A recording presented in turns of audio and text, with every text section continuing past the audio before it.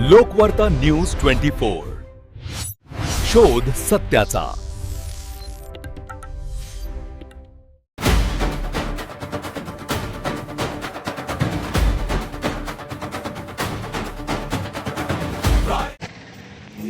नमस्कार, आपलं नाव? योगेश ठाकरे। आपण उपोषणासाठी बसला तिथं आमरण उपोषण चालू आहे अवैध रेतीच्या विरोधात। तर आपण काय सांगाल, काय म्हणणं आहे आपलं, काय मागणी आहेत? देगलूर शहरात गेल्या अनेक दिवसापासून बेकायदेशीर रेतीची वाहतूक सुरू आहे। या मागणीसाठी आम्ही मागील दिनांक 6 तारखेला निवेदन देऊन उपोषणाला बसलो होतो। अद्याप कारवाई झाली नाही।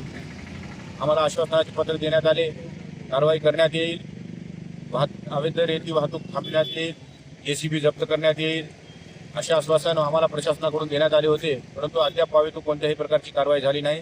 त्यासाठी आज दिनांक 30 एप्रिलपासून आम्ही आमरण उपोषणाला सुरुवात केलेली आहे।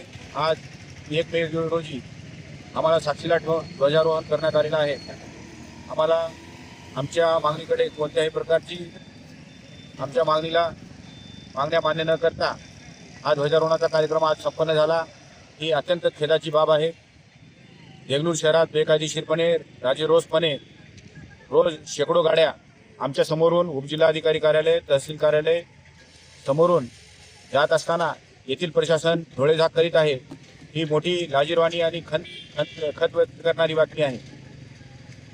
यासाठी आम्ही आंदोलनाचा मार्ग स्वीकारून कालपासून इथे या अवैध रेती वाहतूक उपसा करणाऱ्या बेकायदेशीरपणे कर्नाटक राज्यात वाहतूक करणाऱ्या, चढ्या भावाने विकणाऱ्या टोळीवर कारवाई व्हावी आणि यांना पाठीशी घालणारे शासन सेवेतील कर्मचारी यांची कसून चौकशी करून यांच्यावर सुद्धा कडक कारवाई व्हावी। या मागणीसाठी आम्ही इथे उपोषणाला बसत आहोत। या अवैध रेती वाहतुकीमधून मोठ्या प्रमाणात गुंड लोकांची टोळी निर्माण झालेली आहे। यांच्याकडे अमाप पैसा असल्याने लोकांना दमदाटी करून, धमक्या देऊन, रसद पुरवून ते बेकायदेशीर रेतीची वाहतूक करीत आहेत।